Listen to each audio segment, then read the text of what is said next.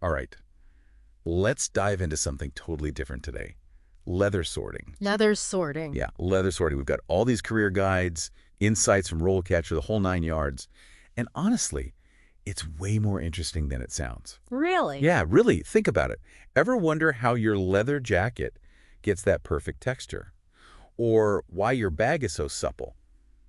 It doesn't happen by magic. Okay. I'm intrigued. You've got my attention. Good. Because it all starts with someone who really knows their hides, someone who can look at a piece of leather and see its potential. And those someones, they're called leather sorters. Leather sorters. Okay, so walk me through this. What does a leather sorter actually do all day? I mean, is it really more than just looking at leather and deciding what's good and what's bad? That's what I thought too. But it's so much more than that. We dove deep into these sources, and it's way more nuanced. Think about it like this. It's not just separating the flawless from the flawed. It's about understanding the nuances of each and every hide. Nuances like what? Well, imagine assessing leather for not just those obvious flaws, but also subtle differences in color, the thickness, the softness, even natural markings, like scars or wrinkles on the hide. I never even think about that when I'm shopping for like a leather belt or a new wallet. Exactly, we just see the final product. But those imperfections, they tell a story about that hide and how it can be best used. So it's not as simple as, oh, this one has a scar, toss it out. Nope, not at all. That scar. It might not work for a high-end handbag, but it could be perfect for a vintage-style jacket. That's what these leather sorters do. They're like leather whisperers, using their expertise to match each hide to its ideal use. That makes sense. So a thick hide might be perfect for a sturdy belt, while a softer, more pliable one would be better for a pair of gloves, right? You got it. Our source even mentioned that these imperfections can sometimes make the final product even better. Like, it adds to the character, the uniqueness of it. So it's about knowing when an imperfection is actually an asset. Right. But to do that, you need some serious expertise. I bet. They can't just hire anyone off the street to do that. You need to know the different grades of leather, the types of leather, the tanning processes. It's like they're detectives of the leather world, analyzing clues to uncover a hide's hidden potential. Now you're getting it. Makes you appreciate every leather good just a little bit more, doesn't it? It really does. I'm starting to see leather in a whole new light. I mean, imagine if you had, like, a leather jacket, but each panel was totally different. Or the color was all off. Not a good look. Yeah, not at all. A Yeah. good leather sorter makes sure that never happens. They're all about that consistency, that quality control. Yeah, that's what they're there for. Okay, so we've established leather sorting. Not as simple as it sounds. It's a skill, it takes knowledge. But what about building a career out of this? Is it just like sorting forever? Or can you actually move up in the world of leather? It's funny you should ask that, because it's not a dead end at all. Not even close. RoleCatcher, they outline this whole career path, from entry-level to senior positions, and the higher you go.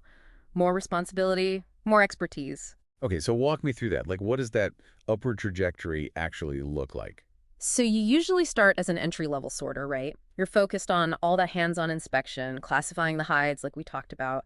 But as you get more experience under your belt, you move into this more like analytical space. Analytical, how so? Well, think about it. Recording data on the leather quality, spotting trends and the defects. You might even start suggesting improvements to the whole sorting process itself. So it's not just about the individual hides anymore.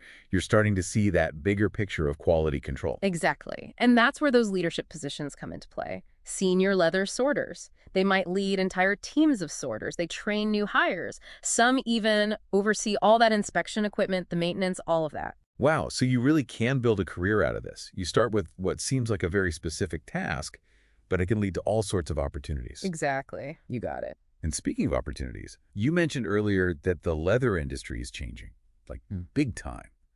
Our source mentioned a huge push for sustainable practices, eco-friendly everything. How's that impacting leather sorters? It's massive. I mean, think about it. Traditional leather, kind of hard on the environment.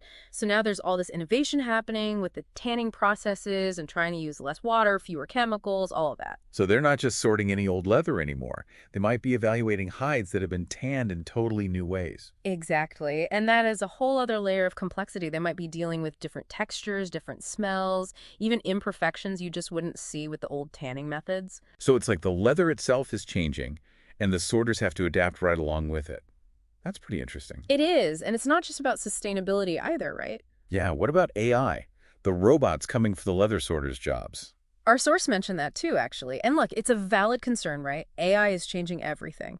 But I don't think it's about robots taking over completely. So it's not the end of the leather sorter as we know it. I don't think so. It's more about working together. Like AI, great at scanning for obvious defects, sorting by specific criteria. But when it comes to the nuances of a natural material like leather, Like, is this hide truly high quality? What's its best use? That kind of thing. exactly, that still takes a human eye, human touch, human experience. So yeah, AI is changing the game, but it's not about replacement, it's more like collaboration. So instead of putting them out of a job, this technology actually makes their skills even more valuable. That's the way I see it.